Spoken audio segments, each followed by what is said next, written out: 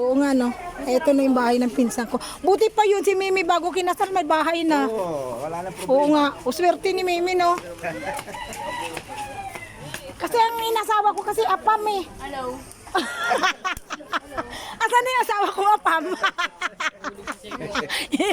yung anak. Apam. Ayan. Ayan. Ano ante? Ante, ayan ko. Maganda na ito dahil may tagaan mo na. Oo nga, no. Malinis na din. Totoo. Tahimik Malinis dito, na. tahimik. Maganda dito. Hindi mainit. Oo nga, tahimik. Ay, di pala ako dito. Pwede magulo ako eh.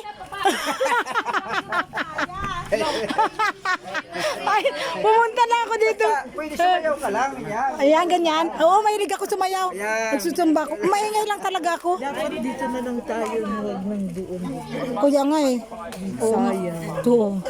Ngayon. Oo nga. Tapos, dapat na nung, oo nga, ba't dito na lang sana noon?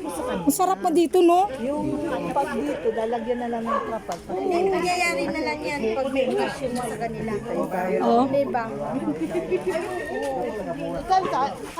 Ay, mga kamag-anak ko. Ayan ang bagong yung mga kinasal.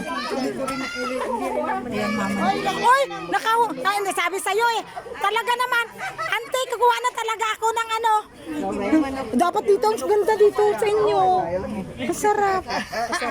Kung nga ano, maluwala siya. At kasahimik parang mga nakarelax. Karoon ka ng face of Oo, parang peace of mind. Wala pa naman ako peace of mind. Dapat dito pala ako tumira. Sabi dito daw magkakaroon ka ng peace of mind. Wala akong peace of mind. Dapat dito ako tumira. Kasi parang magkaroon akong peace of mind.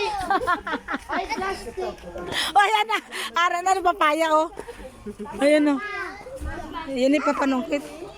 Sino mo lahat na lang. Hanggang po, tita. Oh, ayan. Tama.